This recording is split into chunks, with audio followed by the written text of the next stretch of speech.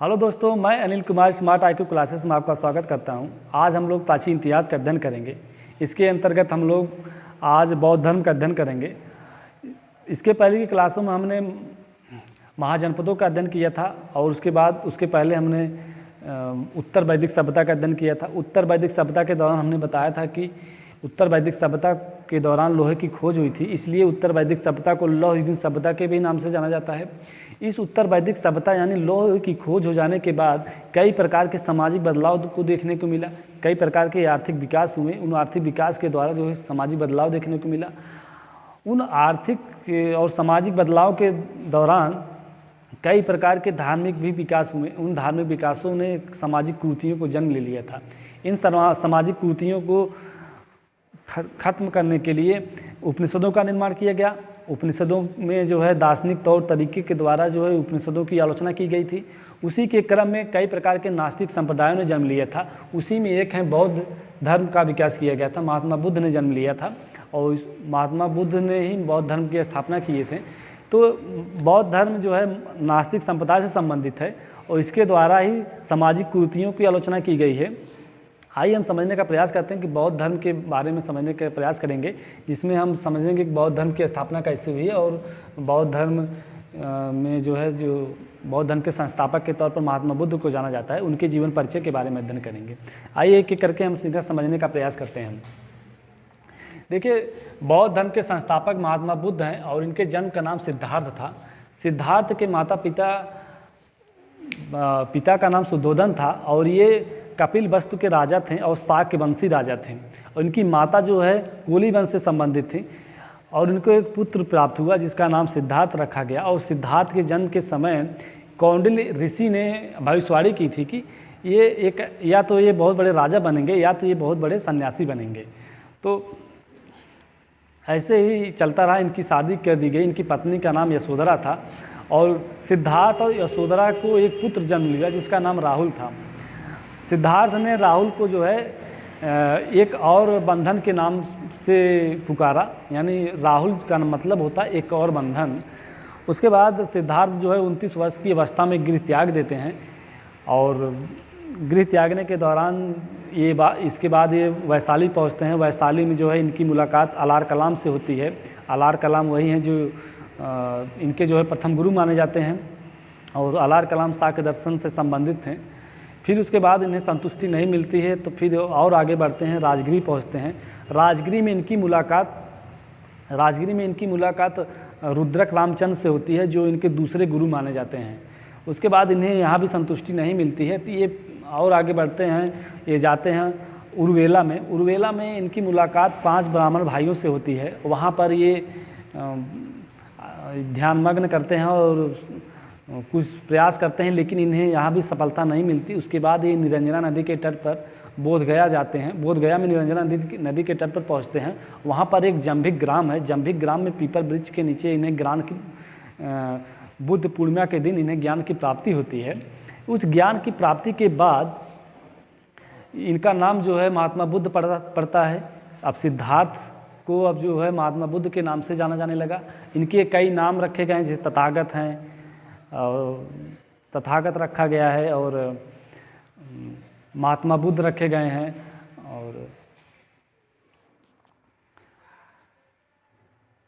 और इनके light of Asia के भी नाम से जाना जाता है इन्हें।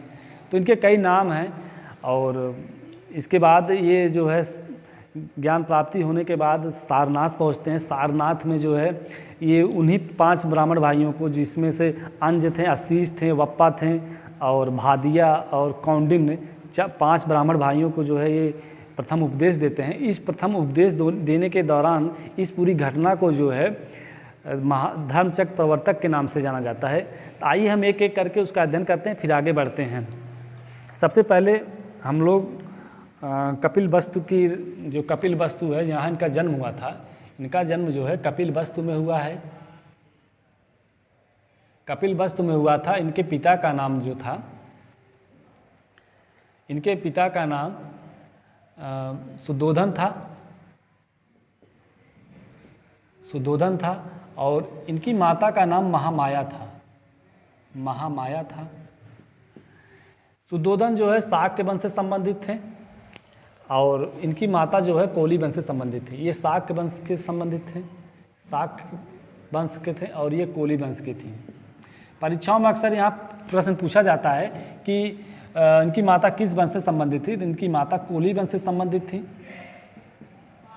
ये कोली वंश की थी, और ये तो इन दोनों को एक पुत्र का जन्म हुआ, इसका नाम सिद्धार्थ रखा गया, इसका नाम सिद्धार्थ था। यही सिद्धार्थ जो है आगे चलकर महात्मा बुद्ध का रूप ले लेंगे जब इन्हें ज्ञान की प्राप्ति होगी। फिर सिद्धार्थ को जन्म होने के बाद जो इनकी शादी कर दी जाती है कुछ समय बाद, और नहीं, यहाँ सिद्धार्थ का जन्म होता है, जन्म के समय ही एक कौंडिल्य ऋषि होते हैं। कौंडिल्य ऋषि ने एक भविष्यवाणी की कि या तो ये बहुत बड़े सन्यासी बनेंगे या तो बहुत बड़े प्रशासक बनेंगे। उसके बाद इनके पिता चिंतित हुए और इनकी शादी जो करा देते हैं। यशोधरा से इनकी शादी होती है, इनकी पत्नी जो है यशोधरा थी, यशोधरा से इनकी शादी होती है। इनकी शादी होने के बाद जो है इनको एक पुत्र को प्राप्ति हुई और उस पुत्र का नाम था राहुल। राहुल का मतलब होता है कि एक और बंधन, एक और बंधन। यहाँ कहने का मतलब ये है कि सिद्धार्थ जो है लगातार जो है पारिवारिक माया मोह में बंधते जा रहे थे, इसलिए जब उनको एक पुत्र का जन्म हुआ उसका नाम राहुल रखें। राहुल का मतलब होता है एक और बंधन। राहुल के जन्म होने के बाद ये 29 वर्ष की अवस्था में परिवार को त्याग करके, राजपाट को त्याग करके ये चले जाते हैं। और कपिल वस्तु के बाद ये आगे निकलते हैं, पहुँचते हैं वैशाली में। जब ये कपिल वस्तु से वैशाली पहुँचते हैं, इस पूरी प्रक्रिया को जो है महाविनिष्क्रमण के नाम से जाना जाता है। इस पूरी प्रक्रिया को महाविनिष्क्रमण के नाम से जाना जाता है।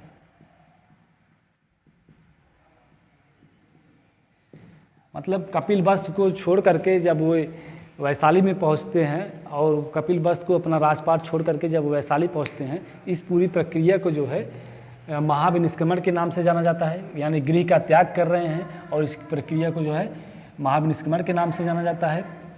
वैशाली में इनकी मुलाकात जो है अलार कलाम से होती है। यहाँ इनकी मुलाकात अलार कलाम से होती है। अलार कलाम जो है शाक्य धर्म से संबंधित हैं, सांख्य दर्शन से संबंधित हैं, सांख्य दर्शन से संबंधित हैं। और ये जो है बुद्ध के प्रथम गुरु माने जाते हैं। ये जो है प्रथम गुरु थे, इनके प्रथम गुरु बने इन्हें। और अलार कलाम को ही पहला ध्यान गुरु भी माना जाता है। ये बुद्ध के ध्यान गुरु के तौर पर भी जाने जाते हैं। ये बुद्ध के प्रथम गुरु बने। वैशाली के बाद जो है बुद्ध जो है सिद्धार्थ पहुंचते हैं राजगृह में। राजगृह में इनकी मुलाकात, देखिए जब वैशाली में थे अलार कलाम से जब इनकी मुलाकात हुई, ये पहले गुरु माने जाते हैं। अलार कलाम से जब ये संतुष्ट नहीं हुए तो राजगृह पहुंचते हैं। राजगृह में इनके दूसरे गुरु बनते हैं रुद्रक रामचंद्र, इनके दूसरे गुरु बनते हैं। यहाँ रुद्रक रामचंद्र इनके दूसरे गुरु बनते हैं। दूसरे गुरु के तौर पर रुद्रक रामचंद्र हैं और पहले गुरु जो है अलार कलाम है। यहाँ से परीक्षाओं में अक्सर प्रश्न पूछा जाता है कि महात्मा बुद्ध के प्रथम गुरु कौन है, तो अलार कलाम माने जाते हैं। और ये इनकी मुलाकात वैशाली में हुई है। और राजगृह में पहुँचने के बाद जो है इन्हें संतुष्टि नहीं मिलती है। इनके जो है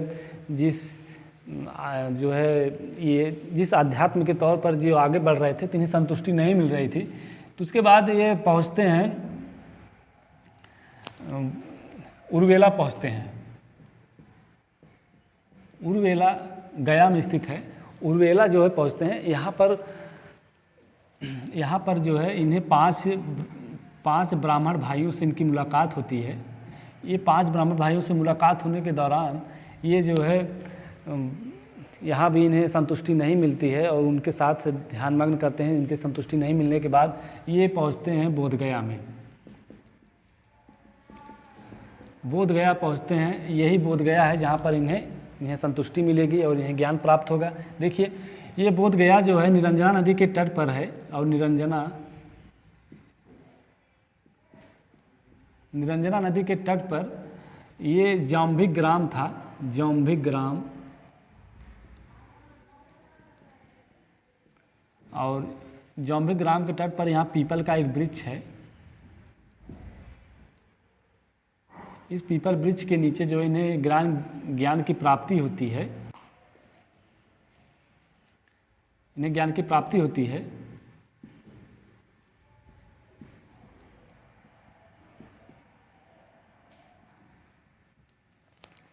ज्ञान की प्राप्ति की जो इन्हें ज्ञान की प्राप्ति हुई, और ज्ञान की प्राप्ति होने के बाद ये पुनः जो है यहाँ सारनाथ पहुँचते हैं। सारनाथ में जो है इनकी मुलाकात इन्हीं 5 ब्राह्मण भाइयों से होती है। इन 5 ब्राह्मण भाइयों से इनके जो है इन 5 ब्राह्मण भाई से मिलते हैं। इन 5 ब्राह्मण भाइयों में इनके नाम है अंजा है, अस्सी हैं। देखिए इनके नाम हैं, इनके नाम थे अंज, अस्सीज, वप्पा और भादिया और कौंडिन्य। इनके जो 5 ब्राह्मण थे, इनके नाम पूछ सकता है परीक्षाओं में, इसलिए लिख दे रहा हूँ। अंज, अस्सीज, वप्पा, अंज, अस्सी, वप्पा, कौंडिन्य और भादिया। तो ये 5 ब्राह्मण भाई थे जो पहली बार जो है सारनाथ में बुद्ध के द्वारा ये इन्हें उपदेश दिया गया था, और इस पूरी घटना को जो है धर्मचक्र प्रवर्तक के नाम से जाना जाता है। जब उन्हें ज्ञान की प्राप्ति होती है इसे निर्वाण कहते हैं। अब जब इन्हें ये पूरा उपदेश जो है 5 ब्राह्मण भाइयों को जो उपदेश देते हैं सारनाथ में, और सारनाथ के दूसरा नाम भी देख लीजिए, इसे मृगदाव के नाम से भी जाना जाता है। मृगदाव भी कहते हैं और ऋषिपट्टनम भी कहते हैं।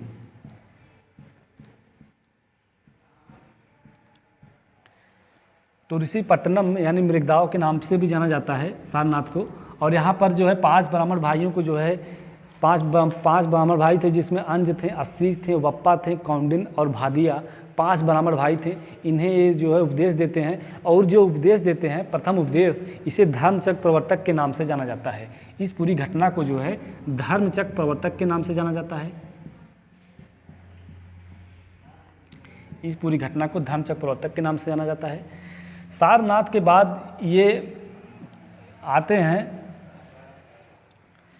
ये पुनः आते हैं राजगिरी में। राजगिरी जब आते हैं तो वहाँ का शासक था बिंबिसार। बिंबिसार जो है इन्हें जो है वेणुवन विहार भेंट करता है। इन्हें जो है वेणुवन विहार बनाता है इनके लिए, वेणुवन विहार। वेणुवन विहार भेंट करता है। वेणुवन विहार का मतलब ये होता है कि जहाँ पर बौद्ध धर्म के लोग, जहाँ बौद्ध धर्म को अपनाने वाले लोग जहाँ रहते थे, उसे बिहार के नाम से जाना जाता है। तो वेणुवन विहार की स्थापना करते हैं बिंबिसार। ये बिंबिसार के द्वारा दिया गया था। तो राजगिरी में जब पहुँचते हैं तो बिंबिसार इनका स्वागत जो है वेणुवन विहार भेंट करके करता है। उसके बाद बौद्ध महात्मा बुद्ध आगे बढ़ते हैं और ये पहुँचते हैं वैशाली में। ये वेणुवन विहार राजगिरी के बाद ये कपिलवस्तु पहुँचते हैं। कपिलवस्तु में पहुँचते हैं, यही कपिलवस्तु है जहाँ पर इनका जन्म हुआ था। अपने जन्म स्थान पर पहुँचते हैं। इनका जन्म तो लुम्बिनी में हुआ था, लेकिन जो है इनका जो कर्मस्थली थी, यानी जहाँ पर इनके पिता राजपाट था, जहाँ इनका कपिलवस्तु था, तो कपिलवस्तु जब पहुँचते हैं तो ये अपने परिवार को शिक्षा देते हैं। ये अपने परिवार को शिक्षा देते हैं, परिवार को शिक्षा देते हैं। फिर उसके बाद कपिलवस्तु के बाद ये पुनः राजगिरी ही आते हैं। ये पुनः राजगिरी ही आते हैं, राजगिरी ही आते हैं। और राजगिरी में जो है इनकी मुलाकात जो है कुछ व्यापारियों से होती है, जिसमें एक व्यापारी था जिसने जेतवन विहार इन्हें भेंट किया है। जेतवन विहार। और एक और व्यापारी था जो इन्हें, व्यापारी की पुत्री थी पुब्बाराम बिहार।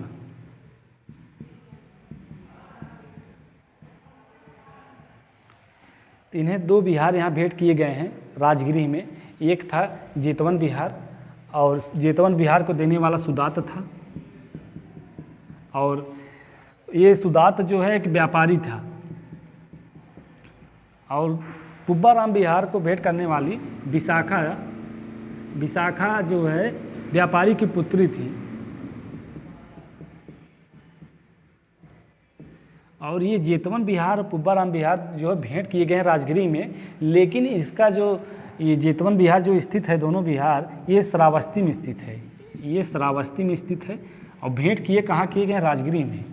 तो यहाँ पर प्रश्न बझा सकता है आपको कि जेतवन बिहार कहाँ स्थित है या पुब्बाराम बिहार कहाँ स्थित है। दोनों बिहार जो हैं श्रावस्ती में स्थित हैं। जेतवन बिहार को सुदात ने भेंट किया था, यानी सुदात ने बनवाया था। पुब्बाराम बिहार को भेंट जो है विशाखा ने किया था, जो व्यापारी की पुत्री थी। राजगृह के बाद महात्मा बुद्ध जो है कपिल वहाँ जेतवन बिहार के बाद, राजगृह के बाद ये पहुँचते हैं वैशाली में। वैशाली में पहुँचते हैं जहाँ पर इनकी मुलाकात आनंद से होती है, और आनंद इनके बड़े घनिष्ठ हो जाते हैं और घनिष्ठ शिष्य बन जाता है इनका। तो आनंद से मिलने के बाद यहाँ पर जो है, देखिए राजगृह से जब वैशाली जा रहे थे, एक स्थान है अनुकंपी। अनुकंपी एक स्थान है, अनूपी उद्यान है, अनूपी उद्यान है। अनूपी उद्यान में यहाँ पर आनंद इनसे मिलता है। आनंद की मुलाकात होती है यहाँ इनसे।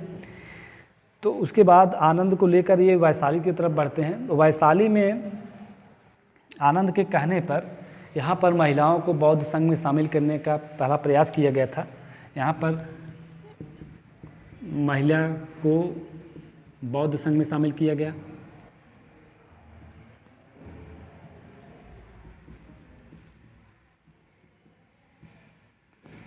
बौद्ध संघ में शामिल किया गया, और उन महिलाओं में सबसे पहले शामिल होने महिला के तौर पर महाप्रजापति गौतमी थी, जो इनकी मौसी थी, यानी कि जो विमाता थी वही थी। प्रथम महिला जो है महाप्रजापति गौतमी है, महाप्रजापति गौतमी हैं।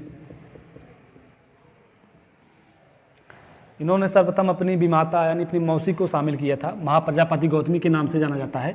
और एक स्त्री को और शामिल किए थे, उसका नाम आम्रपाली है, जो गणिका थी यानी वैश्या थी, उसको शामिल किया गया था। एक गणिका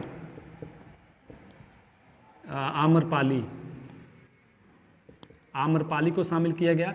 उस आम्रपाली के नाम पर महात्मा बुद्ध ने वैशाली में ही एक आम्रपाली विहार की स्थापना किए हैं। यहाँ पर वैशाली में एक आम्रपाली विहार की स्थापना किया गया है।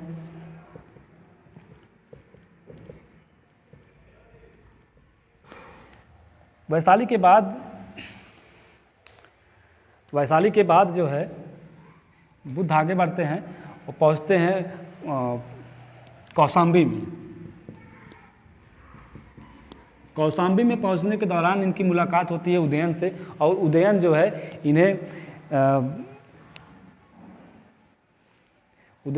इन्हें एक घोषितराम विहार भेंट करता है। उदयन जो है घोषितराम विहार,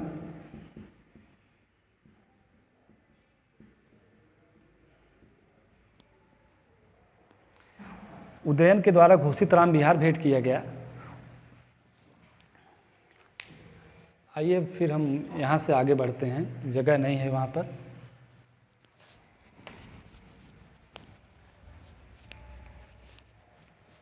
यहाँ पर समझ लेते हैं। कौशाम्बी के बाद यहाँ समझिए, कौशाम्बी के बाद ये बढ़ते हैं। कौशाम्बी में इनकी मुलाकात उदयन से होती है, और उदयन जो है इन्हें घोषितराम विहार भेंट करता है। और फिर उसके बाद ये बढ़ते हैं, पावा पहुँचते हैं। पावा वही स्थान है जहाँ पर इन्हें जो है चुंद नामक एक चुंद नामक एक कर्मकार था, कर्मकार यानी लोहार था। लोहार के द्वारा इन्हें जो है एक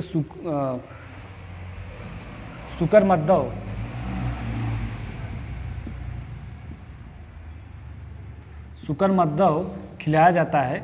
चुंद जो है इन्हें सुकरमद्दव खिलाता है। जो है कुशीनगर पहुँचते हैं।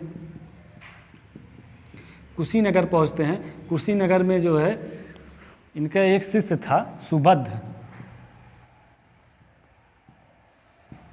सुबद्ध को जो है शिक्षा देते हैं और अंतिम उपदेश देते हैं सुबद्ध को, और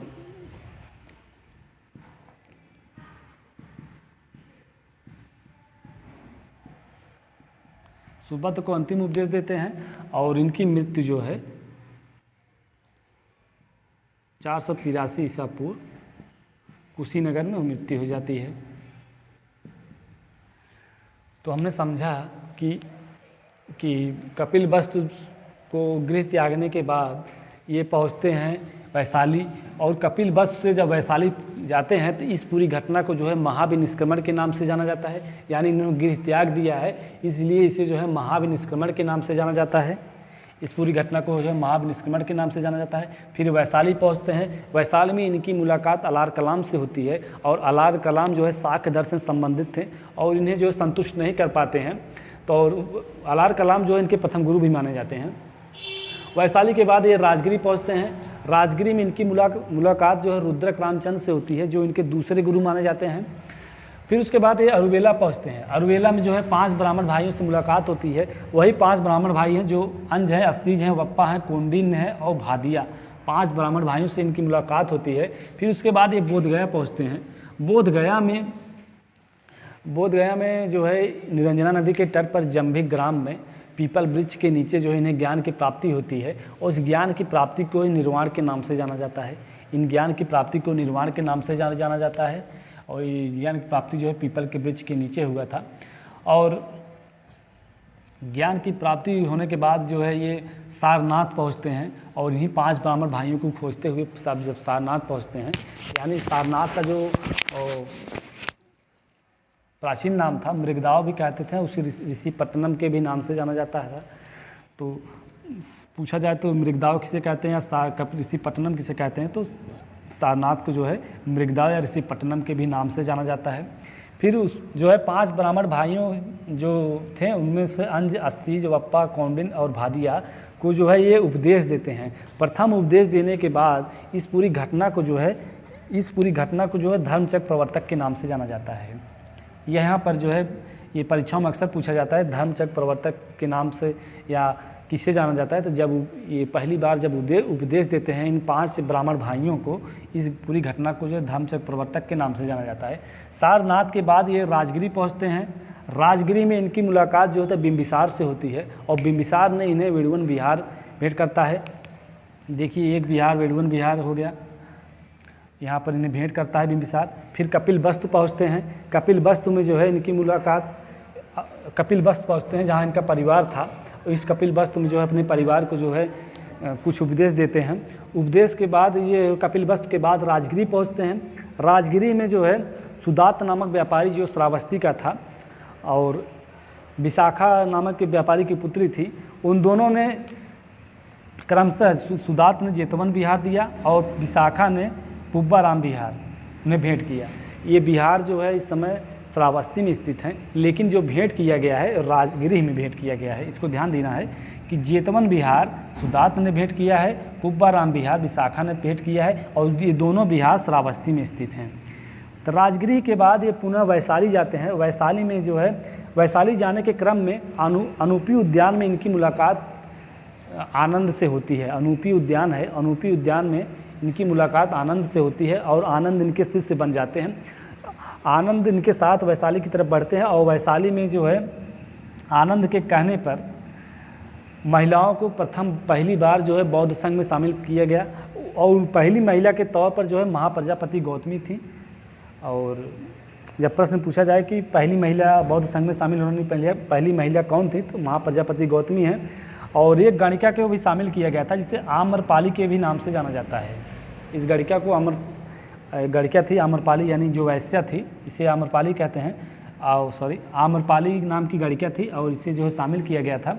इस आम्रपाली गढ़िका के नाम पर ही एक आम्रपाली बिहार की स्थापना भी वहाँ कर किया गया है महात्मा बुद्ध के द्वारा, और ये आम्रपाली बिहार जो है वैशाली में स्थित है। फिर आगे बढ़ते हैं, फिर ये कौशाम्बी की तरफ बढ़ते हैं। कौशाम्बी में इनकी मुलाकात उदयन से होती है और उदयन जो है इनके नाम पर बौद्ध संघ को जो है एक घोषित राम विहार भेंट करता है, एक घोषित राम विहार भेंट करता है। फिर कौशाम्बी के बाद ये पुनः आते हैं पावा में। पावा पहुँचते हैं और चुंद से इनकी मुलाकात होती है। चुंद इन्हें शुकर मद्दव खिलाता है, शुकर मद्दव खिलाता है और इन्हें जो है पीड़ा होती है, और इस पीड़ा के बाद जो है उसी पीड़ा के साथ ये कुशीनगर पहुंचते हैं। कुशीनगर में इन्हें सुबद्ध जो इनके शिष्य थे उसे अंतिम उपदेश देते हैं ये, और अंतिम उपदेश देने के बाद जो है 483 ईसा पूर्व में जो है इनकी मृत्यु हो जाती है। और यहाँ एक चीज़ और ध्यान दीजिएगा, जब ये ज्ञान की प्राप्ति इन्हें होती है, जब ये ज्ञान की प्राप्ति होती है तो पहले जब इन्हें ज्ञान की प्राप्ति होती है उस दौरान इनके जो पहले शिष्य थे, ज्ञान की प्राप्ति होने के बाद जो पहला शिष्य बना, इनके जो पहले शिष्य थे तपस्सु और कल्लिक थे।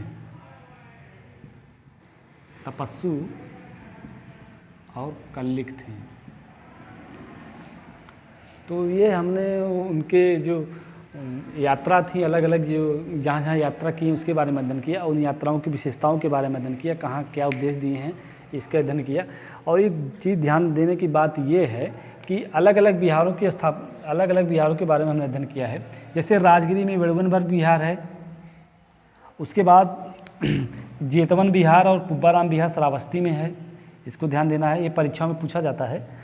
वैशाली पहुँचते हैं तो वैशाली में जो है आम्रपाली बिहार है, जिसका निर्माण स्वयं महात्मा बुद्ध ने किया था आम्रपाली के नाम पर।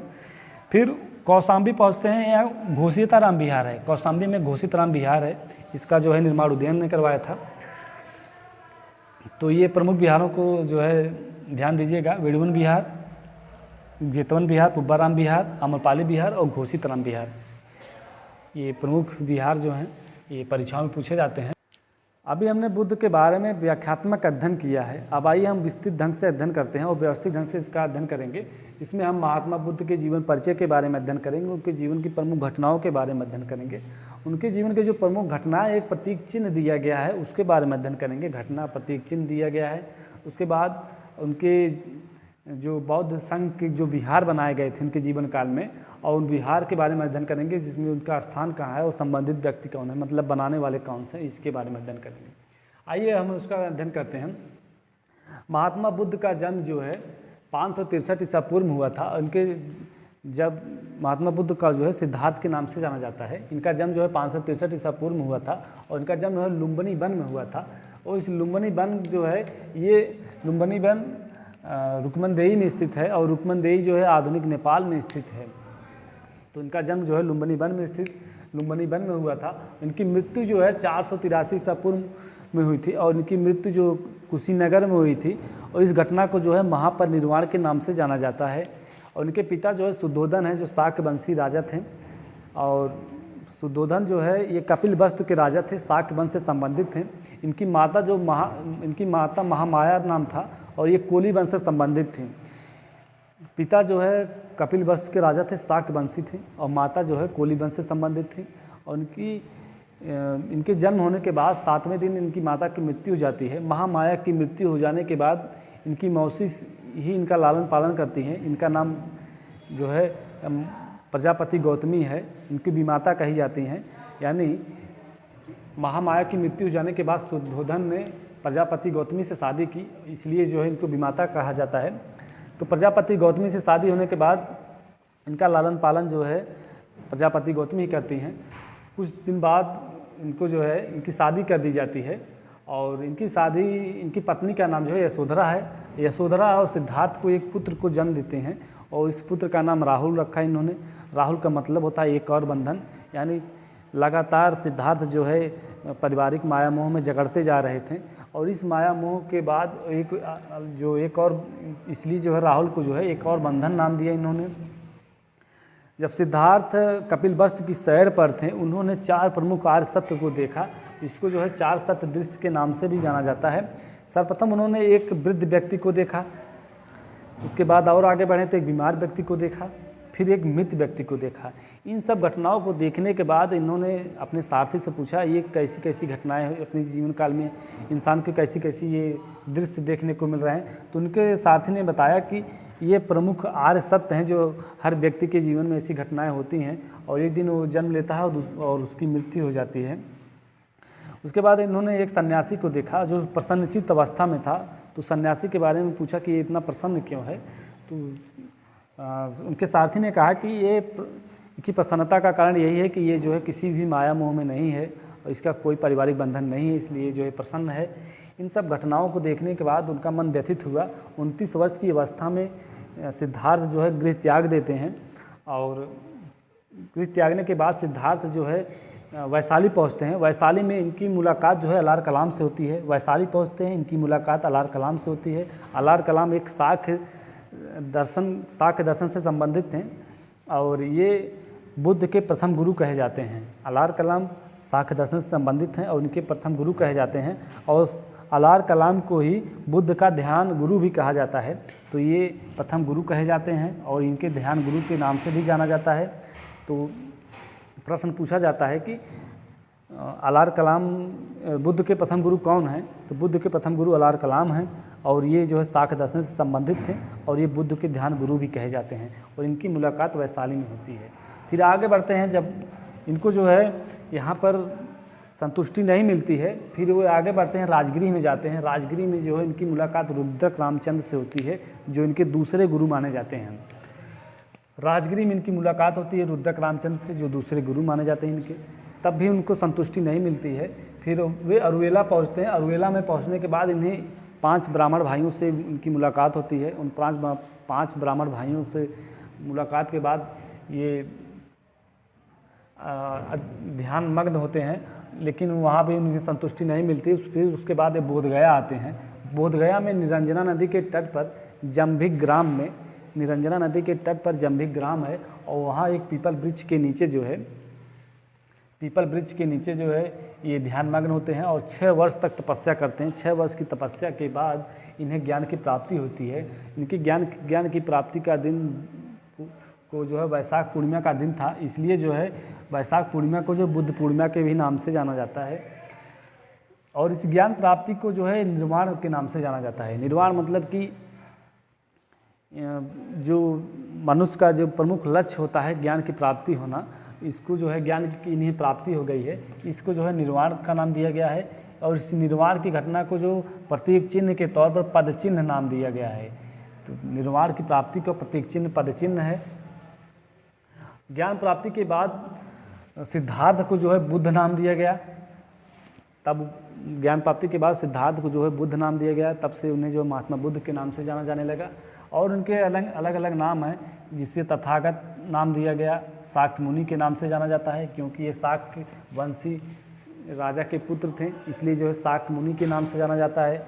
और इन्हें संबोधि भी नाम दिया गया और लाइट ऑफ एशिया से भी नाम से जाना जाता है। इनके जो है तथागत हैं, शाक्य मुनि, संबोधि, बुद्ध, लाइट ऑफ एशिया, अलग अलग नामों से जाना जाता है। आइए हम फिर समझने का प्रयास करते हैं। बुद्ध को जो है निरंजना नदी के तट पर जंभिक ग्राम में पीपल वृक्ष के नीचे जो है इन्हें ज्ञान की प्राप्ति होती है और ये दिन था वैशाख पूर्णिमा। वैशाख पूर्णिमा को जो है बुद्ध पूर्णिमा के नाम से भी जाना जाता है। इनके ज्ञान प्राप्ति के बाद इन्हें जो है निर्वाण की प्राप्ति होती है। इस निर्वाण की घटना को जो है इसकी निर्वाण की घटना का जो प्रतीक चिन्ह जो है पद चिन्ह है। ज्ञान प्राप्ति के बाद इनको जो है बुद्ध के नाम दिया गया, यानी महात्मा बुद्ध के नाम से भी जाना जाने लगा। इनके अलग अलग नामों से जाना जाता है, जैसे तथागत हैं, शाक्य मुनि हैं, संबोधि हैं, लाइट ऑफ एशिया के भी नाम से जाना जाता है। फिर आगे बढ़ते हैं। ज्ञान प्राप्ति के बाद ये पुनः अरुवेला पहुँचते हैं। अरुवेला में जो है इनकी मुलाकात तपस्सु और कल्लिक से होती है। ये बंजारे थे और बंजारे से मुलाकात होने के बाद जो है इनके ये प्रथम शिष्य बनते हैं। तपस्सु और कल्लिक ये प्रथम शिष्य के तौर पर जाने जाते हैं। जब भी प्रश्न पूछा जाता है कि महात्मा बुद्ध के प्रथम शिष्य कौन है, तपस्सु और कल्लिक हैं। फिर अरुवेला से बोध गया से अरुवेला गए थे। अरुवेला में जो है तपस्सु और कल्लिक इनके शिष्य बने। फिर अरुवेला से पुनः वे सारनाथ आते हैं और ये इन्हीं जो 5 ब्राह्मण भाइयों थे, इन्हीं को खोजते हुए ये सारनाथ आते हैं। सारनाथ को जो है मृगदाव के नाम से जाना जाता है और ऋषिपट्टनम के भी नाम से जाना जाता था। तो सारनाथ को मृगदाव या ऋषिपट्टनम के भी नाम से जाना जाता था। तो ये सारनाथ आते हैं। सारनाथ में ये 5 ब्राह्मण भाइयों को प्रथम उपदेश देते हैं और इस प्रथम उपदेश की घटना को जो है धर्मचक्र प्रवर्तक के नाम से जाना जाता है। इस पूरी घटना को है धर्मचक्र प्रवर्तक के नाम से जाना जाता है। और फिर उसके बाद वैशाली पहुँचते हैं। वैशाली में जो है इनकी मुलाकात आनंद से होती है। आनंद के कहने पर ही वैशाली में जो है महिलाओं को बौद्ध संघ में शामिल किया जाता है और बौद्ध संघ में शामिल होने वाली पहली महिला जो है महाप्रजापति गौतमी है। यानी इनकी जो विमाता थी महाप्रजापति गौतमी, यानी जो इनकी मौसी थी, शामिल होने में इनकी प्रथम महिला के तौर पर जाना जाता है इनकी माता को। और एक गणिका को भी शामिल किया गया था, यानी वैश्या को शामिल किया गया था जिसका नाम आम्रपाली था। इस आम्रपाली के नाम पर महात्मा बुद्ध ने एक विहार की स्थापना की है वैशाली में। वैशाली में एक विहार है जिसको जो है आम्रपाली विहार के नाम से जाना जाता है। और ये सब जो घटनाएं हैं आनंद के कहने पर हुई थी। आनंद इनके जो है प्रिय शिष्यों में से एक थे। तो आइए फिर समझने का प्रयास करते हैं। सारनाथ के बाद ये वैशाली पहुंचते हैं। वैशाली में जो है इनकी मुलाकात आनंद से होती है। आनंद जो है महिलाओं को बौद्ध संघ में शामिल करने का ने जो है रिक्वेस्ट करते हैं। तो महाप्रजापति गौतमी के जो है इन्होंने प्रथम महिला के तौर पर शामिल किया, जो इनकी विमाता थी यानी मौसी थी। और दूसरी महिला जो है आम्रपाली थी। आम्रपाली एक गणिका थी यानी वैश्या थी और उसी के नाम पर आम्रपाली के नाम पर ही जो है आम्रपाली विहार की स्थापना किया गया है वैशाली में। और ये सब घटनाएं जो है आनंद के कहने पर हुई। आइए हम बढ़ते हैं। बुद्ध के जो जीवन की प्रमुख जो स्थल हैं उन सब स्थलों में से सर्वाधिक उपदेश जो है श्रावस्ती में दिए हैं। श्रावस्ती यानी कोसला, श्रावस्ती को कोसला के भी नाम से जाना जाता है। तो ये पूछा जाता है प्रश्न कि सर्वाधिक उपदेश किस स्थान पर दिए हैं, तो श्रावस्ती में दिए हैं सर्वाधिक उपदेश। और सर्वाधिक वर्षावास भी जब सर्वाधिक उपदेश जो है श्रावस्ती में दिए हैं तो सर्वाधिक वर्षावास यानी सर्वाधिक समय तक जहाँ बुद्ध रुके हैं, जहाँ ठहरे हैं, वो स्थान जो है श्रावस्ती ही है। फिर उसके बाद ये पावा में आते हैं। पावा में चुंद नामक एक कर्मकार था यानी लोहार था। लोहार के हाथ से शुकर मद्दव खाते हैं।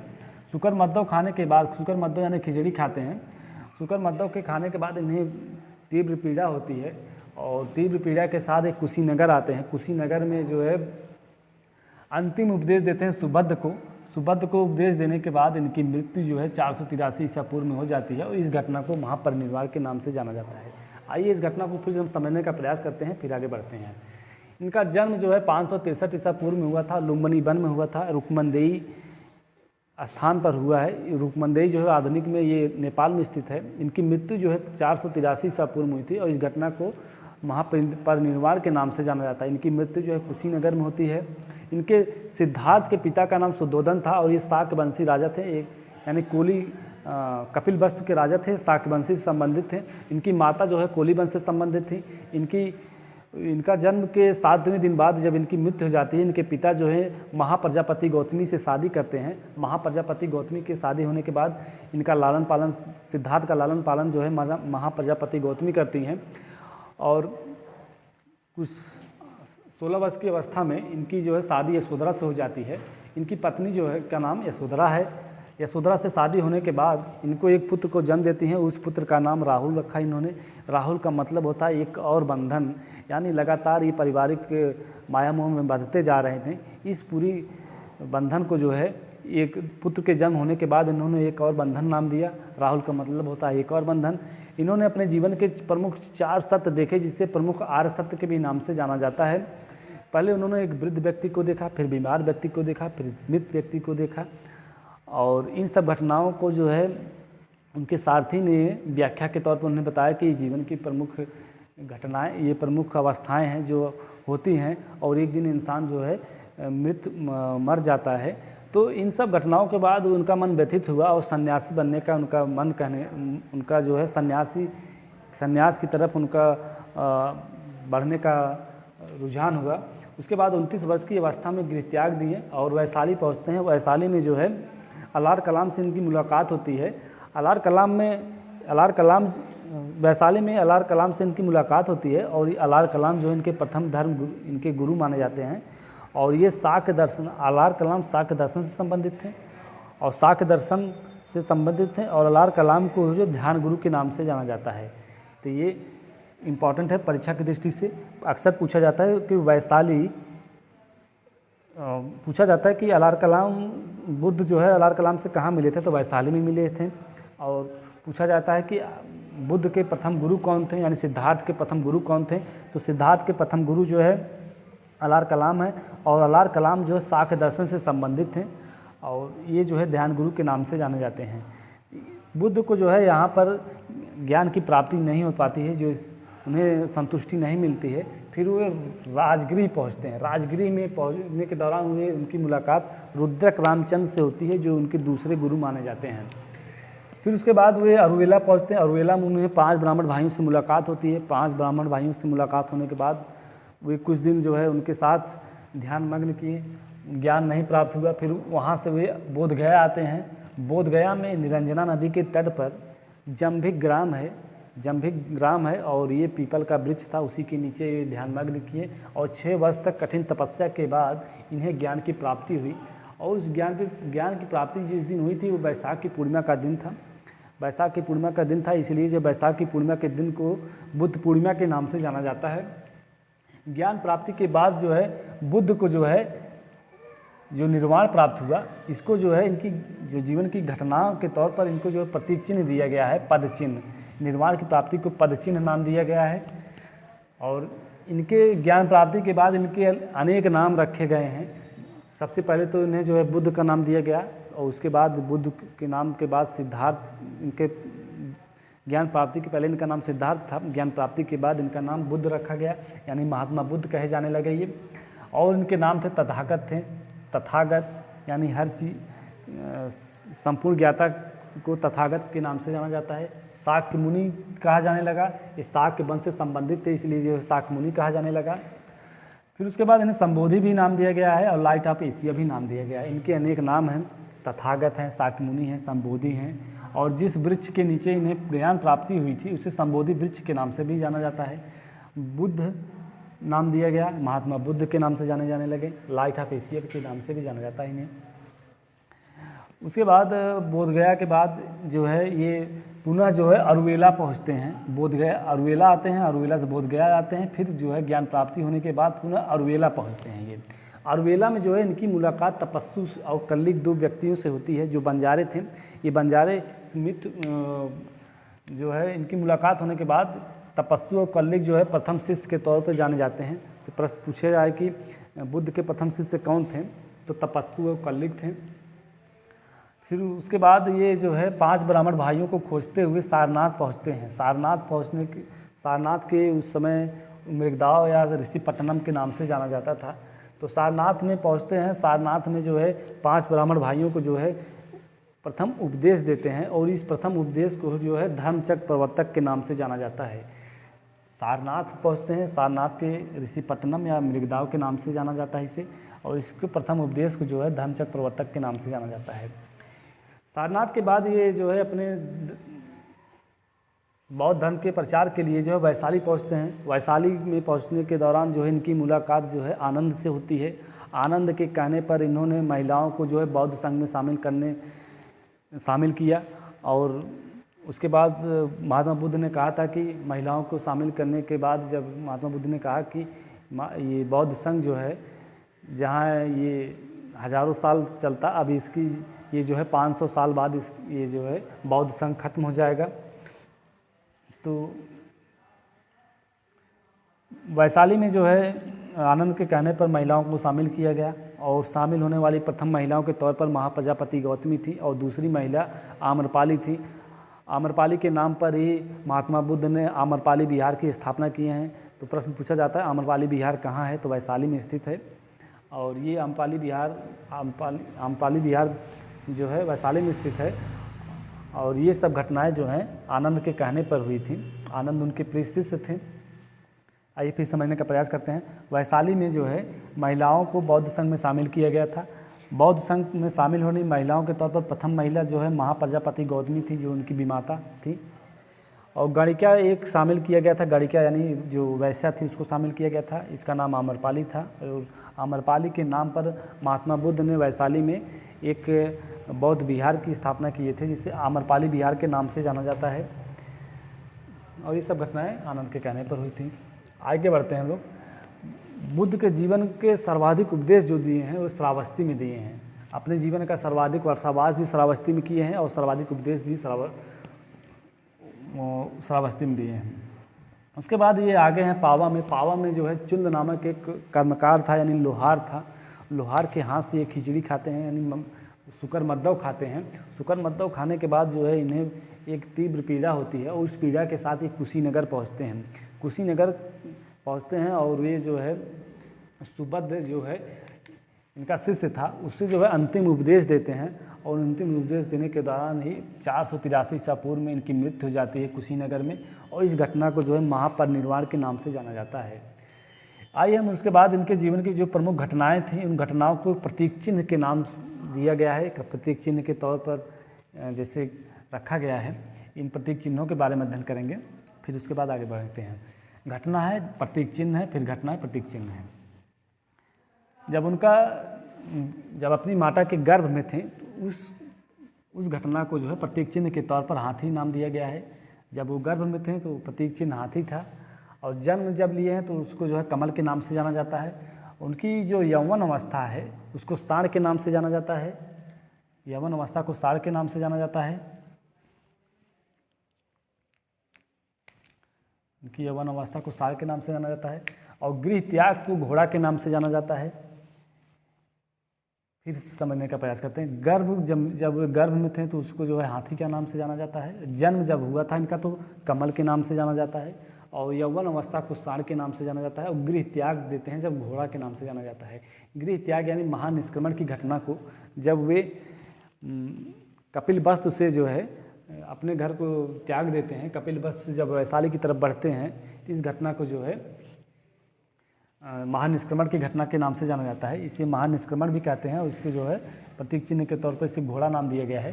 फिर उसके बाद जो है इनके ज्ञान की प्राप्ति होती है पीपल के वृक्ष के नीचे जो है, इसलिए जो है प्रतीक चिन्ह जो है पीपल है। इसे जो पीपल को जो है संबोधि वृक्ष के भी नाम से जाना जाता था। ज्ञान के प्रसार को जो है शेर के नाम से जाना जाता है। यानी जब वो ज्ञान का प्रसार कर रहे थे धम्मचक्र प्रवर्तक को जो है शेर के नाम से जाना जाता है। उनके निर्वाण की जब प्राप्ति होती है, जब उन्हें ज्ञान की प्राप्ति होती है बोध गया में जब इन्हें निर्वाण की प्राप्ति होती है वैशाख पूर्णिमा के दिन, उस घटना को जो है पदचिन्ह के नाम से जाना जाता है। जब इनकी मृत्यु होती है उसे स्तूप के नाम से जाना जाता है। और इस मृत्यु को जो है महापरिनिर्वाण के भी नाम से जाना जाता है। आइए फिर हम समझने का प्रयास करते हैं, फिर आगे बढ़ते हैं। इनको गर्भ को जो है हाथी के नाम से जाना जाता है। जन्म को कमल, यौवन को साढ़, गृह त्याग को घोड़ा। जब ये गर्भ में थे तो उसे हाथी, जन्म को कमल, यौवन को साढ़, गृह त्याग को घोड़ा, ज्ञान प्राप्ति को पीपल, ज्ञान प्रसार को शेर, निर्वाण को पदचिन्ह, मृत्यु को स्तूप। तो ये घटनाएं थे और प्रतीक चिन्ह थे। इसके बारे में अध्ययन किया। आप आगे बढ़ते हैं। ये देखिए बिहार है, स्थान है और संबंधित व्यक्ति हैं।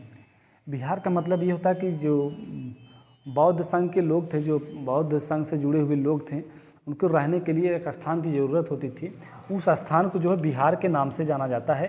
तो जो स्थान होता था उसे बिहार के नाम से जाना जाता है। इस बिहार के स्थानों को किसने निर्माण किया है और किस स्थान पर ये इसमें दिया गया है। तो सबसे पहले वेड़ुवन बिहार है। वेड़ुवन बिहार जो है ये राजगिरी में स्थित है। और इसकी जो संबंधित व्यक्ति हैं बिंबिसार हैं। तो बिंबिसार ने वेड़ुवन बिहार की स्थापना किया था और इन्हें जो है भेंट दिया था महात्मा बुद्ध को। जो है राजगिरी में जब ये आए तो राजगिरी में जो है वेड़ुवन बिहार को इन्होंने भेंट दिया था। फिर उसके बाद जेतवन बिहार है। जेतवन बिहार श्रावस्ती में स्थित है और इसे सुदात नामक एक व्यापारी ने इन्हें बेच दिया था। ये श्रावस्ती में है जेतवन विहार।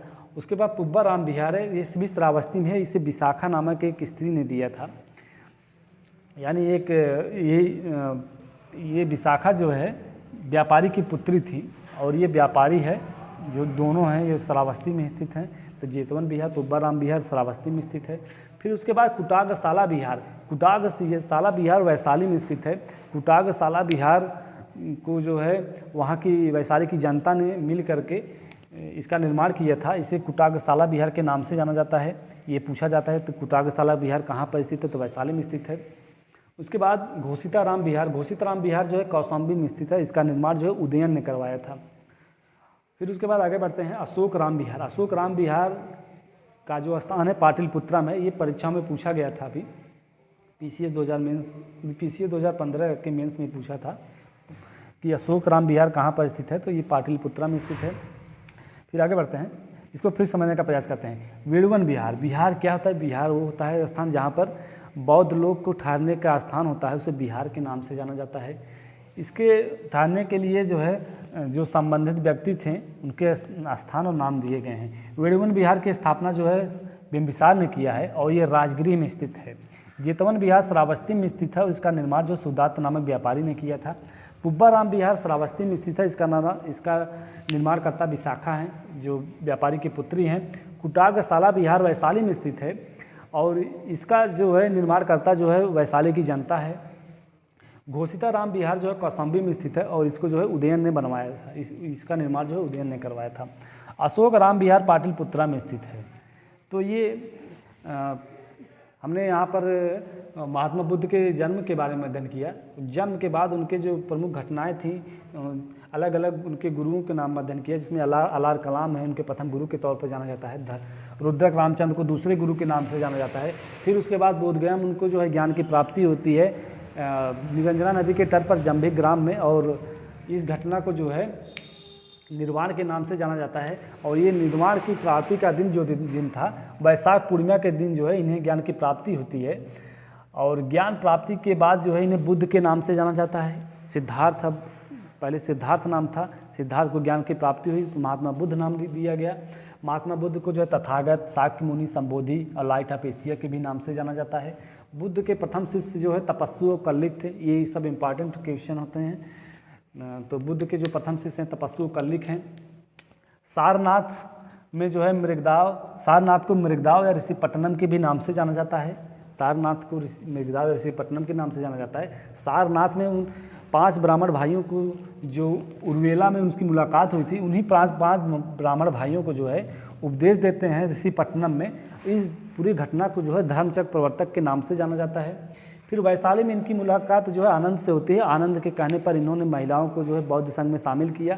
प्रथम महिला के तौर पर जो है इनकी विमाता महाप्रजापति गौतमी थी और दूसरी महिला के तौर पर आम्रपाली थी। आम्रपाली के नाम पर वैशाली में जो है महात्मा बुद्ध ने एक विहार की स्थापना की है। उस विहार को जो है आम्रपाली विहार नाम दिया गया। और ये सब घटनाएं जो आनंद के कहने पर हो रही थी। फिर आगे बढ़ते हैं, सर्वाधिक उपदेश की बात की जाए कि पूछा जाए प्रश्न कि सर्वाधिक उपदेश जो है महात्मा बुद्ध ने कहाँ दिया है। सर्वाधिक उपदेश श्रावस्ती में दिए हैं। और सर्वाधिक वर्षावास यानी सर्वाधिक समय तक जो है कहाँ रुके हैं, तो श्रावस्ती में रुके हुए हैं। तो पावा पहुँचते हैं। पावा में जो है चुंद नामक एक कर्णकार था, यानी लोहार था। लोहार के हाथ से एक सुकर मद्दव यानी खिचड़ी खाते हैं। उनकी जो है प्रसव पीड़ा होती है। उस प्रसव पीड़ा के साथ एक कुशीनगर पहुँचते हैं। कुशीनगर में ये सुबद्ध नामक एक शिष्य से को जो है अंतिम उपदेश देते हैं। प्रश्न पूछा जाता है कि अंतिम उपदेश किस शिष्य को दिए हैं या किस व्यक्ति को दिए हैं, तो सुबद्ध नामक व्यक्ति को जो है अंतिम उपदेश दिए हैं। और उनकी जो मृत्यु जो है तो कुशीनगर में हो जाती है 483 ईसा पूर्व में। इस घटना को जो है महापरिनिर्वाण के नाम से जाना जाता है। उसके बाद उनके प्रमुख जीवन की जो प्रमुख घटनाएं हैं और उसके प्रतीक चिन्ह दिए गए, उसके बारे में अध्ययन किया हमने।